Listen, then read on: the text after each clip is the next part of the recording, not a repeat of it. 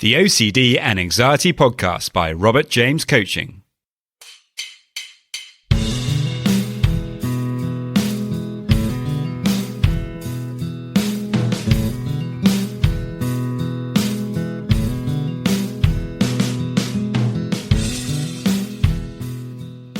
Hello and welcome to the OCD and Anxiety Podcast, where we explore how to have a more positive relationship with anxiety disorders, taking back control so that you can start living the life you choose and not the one chosen by your fears.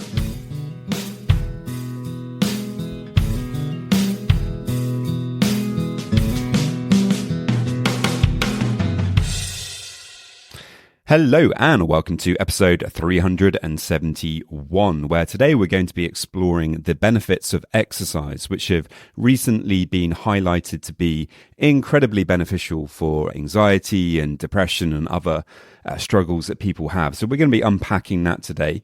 If you are struggling with OCD and anxiety and you would like to get a free session with me, well, you can get that by heading over to my website, robertjamescoaching.com. There you can book in directly for that free session, or if you prefer, you can send me a message and let me know about what you're struggling with. As I was just saying, we're going to be talking today about some research that just came out of a university from Australia that is very, very promising research about exercise for mental health. So we're going to be taking a look at that and kind of unpacking the implications of it.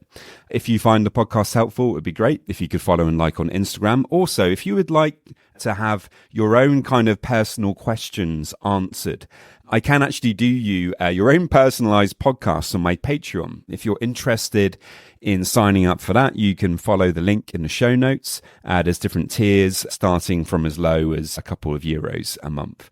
So yeah, many thanks, guys. I really hope that you enjoy. If you have any questions at all, do please let me know. And off we go.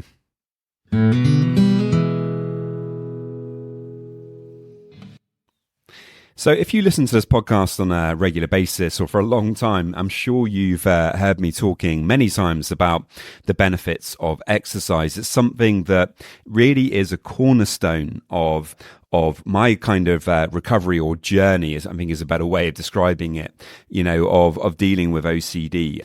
It's something that I always go back to if I'm having a bad day, or if I'm, feeling really high anxiety, or if I notice that I'm ruminating a bit too easily. I know that physical exercise is going to help me out. It's not going to solve the problem altogether. It's not going to get rid of this habit, this cycle of thinking and ruminating that is OCD, trying to eliminate, uncomfortable sensations and emotions in the body. It's not going to do that, but it is going to help us dramatically in changing our mindset, in changing the hormones in our body, in actually helping us to just feel a bit lighter, to kind of move past our ruminations a bit easier. And it's something that I've noticed time and time again. It's just helped me out. It's got me out of so many holes. It's helped me to feel more proud of myself, more accepting of myself. Obviously, when you're really struggling with OCD, I used to beat myself up so much. I used to get so frustrated with myself, so angry with myself. I really kind of disliked myself for a long time. And exercise really helped as well to bring me out of that. When I say kind of pride, I mean, I'm not talking about boastfulness or, hey, look at me, I can exercise, I'm amazing. Obviously not. I'm not saying that at all. But what I'm saying is it just makes you feel, a bit happier with yourself when you're exercising, because you're kind of taking care of your body. You're being compassionate with yourself by exercising. That's really the way that I look at going for a run. I don't really see it as a chore, although sometimes just getting out there, that initial inertia can be quite hard to overcome. Maybe you wake up in the morning, you think, okay, I've got to go out for that run because I know it's going to make me feel better. but there's this inertia there. You've got to kind of get over that inertia, and that can be quite difficult at times. But as soon as you do and you start doing it, it doesn't feel like much of a chore anymore, because you start feeling the benefits, fairly quickly. And afterwards, well, your ruminations don't seem so big, your anxiety is lower, you feel more accepting. All of those things that, ideally, if people could actually bottle and sell that feeling that you get after exercise, that would be one of the most potent and popular things out there, because that feeling is amazing. Our hormones are up. We're feeling a kind of sense of euphoria sometimes.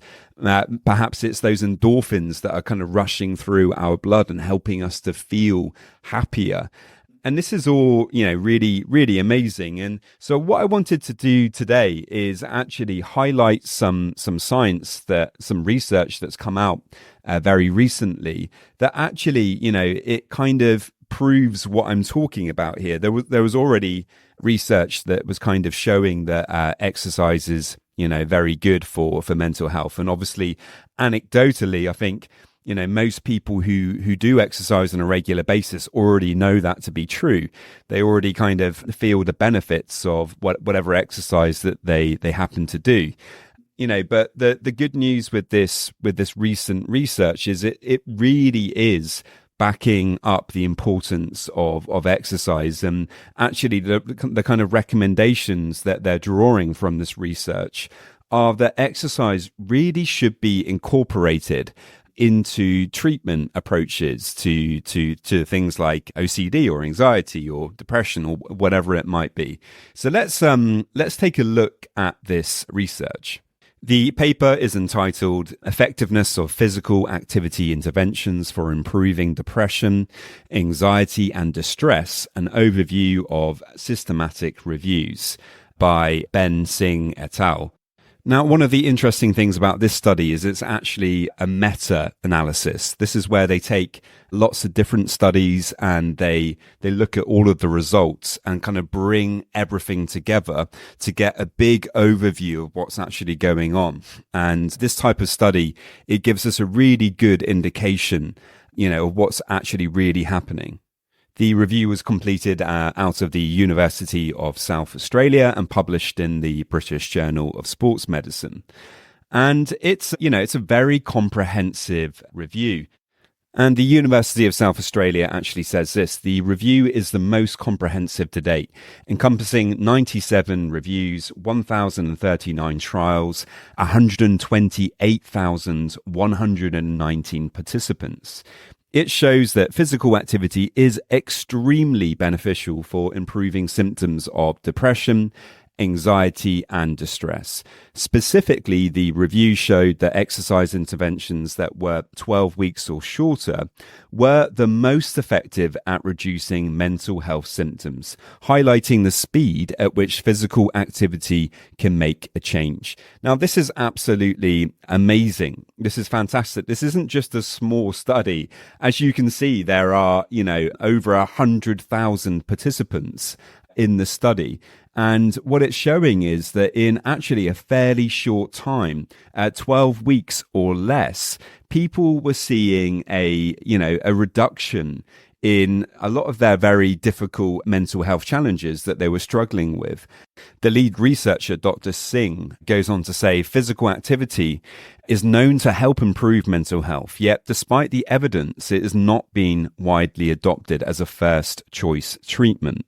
And I think this is really a really negative thing. We know that the exercise is incredibly helpful anecdotally, and there has been research in the past as well that shows this. And why is it then that it's not being pushed as much as it perhaps should be as a first choice treatment? Of course, everybody has different ability levels when it comes to exercise. Some people maybe have a habit of exercise. They might have been doing it for a long time. Of course, some people are going to find exercise more challenging for various reasons. But of course, exercise can be adapted to meet you wherever you are today.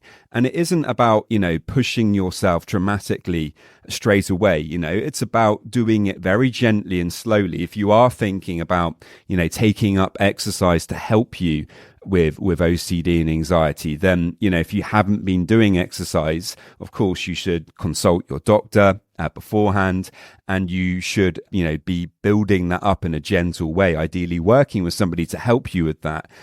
But if actually, health authorities around the world actually really took this research seriously and tried to build this into treatment approaches, certainly from this research here, it can only be a good thing. Alongside the work that may already be being done with therapy, with other approaches, surely exercise can be, something that can really complement the other work that might be happening.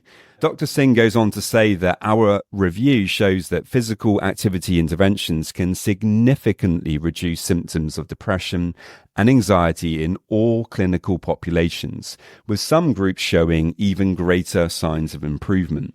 High-intensity exercise had greater improvements for depression and anxiety, while longer duration had smaller effects when compared to short and mid-duration bursts. We also found that all types of physical activity and exercise were beneficial, including aerobic exercise such as walking, resistance training, Pilates, and yoga. For me, this is incredibly positive. And, I think if you are kind of on the fence about, whether you should be trying to incorporate exercise into managing your OCD and anxiety, hopefully, this might persuade you that, getting out there and doing exercise and getting all of those benefits that they're talking about here. And there's other benefits too. If you're going to a gym, but potentially you can be meeting new people. If you're going joining a sports club of some sort, then you get the benefits of social interaction. If you're going outdoors to do activities, then you're getting the benefits of spending time in nature. You feel more positive about yourself, as I was just kind of talking about. There's all sorts of different benefits that we get when we do physical exercise. And so, it's a multifaceted thing, and it can be so beneficial when it comes to things like OCD. I do want to kind of stress, though, that, it isn't a fix all. Of course, if you start doing exercise, in my experience, it makes managing the symptoms of OCD easier. And it also makes things like doing exposure work easier because you feel more confident, you feel more able to deal with the anxieties that come up. Perhaps your anxiety doesn't get quite so high because you're doing things like exercise that help take care of that anxiety anyway. So you have all of those benefits right there. And it really kind of gives you this extra boost to be able to get into your life and to take on the challenges that, OCD kind of demands from us. Now, ScienceDaily.com even goes on to say that the study shows that exercise is more effective than medicines to manage mental health. And, this is quite a big claim for obvious reasons. But I think we should just point out here as well that, if you are taking medication for OCD and anxiety, of course, this study isn't saying that you should stop taking that. Of course, you should continue with your medication, and you should be, speaking with your doctor about any changes that you might want to make to that. But it is very interesting that they're saying that this study is so effective that actually perhaps it's more effective than the medication. That has huge implications, and, it can be something that you might like to explore, of course, with your doctor. Is there a way that you can start to incorporate more exercise into your routine? Will it help you to manage your OCD and anxiety more? And then you can discuss whatever else you might like to do with your doctor too. But, certainly this is very interesting news. And so I really wanted to kind of share it with you. I hope that it's interesting for you, and maybe you would like to kind of make some changes moving forward. Of course, if you want to get in touch with me to discuss that or to discuss anything else that I've talked about today, do please get in touch with your questions. I really hope that you enjoyed, and I will see you next time. A quick reminder that if you want to get a free session, all you need to do to get that is to head over to my website, www.robertjamescoaching.com. And there you can leave me a message and we can arrange the free session. And now just a quick reminder of my disclaimer. Any information that you view on my website, Instagram page, Facebook group, or anywhere else online, or any information that you listen to on the podcast is for informational purposes only and is not intended to be a substitute for actual medical or mental health advice from a doctor, psychologist, or any other medical or mental health professional.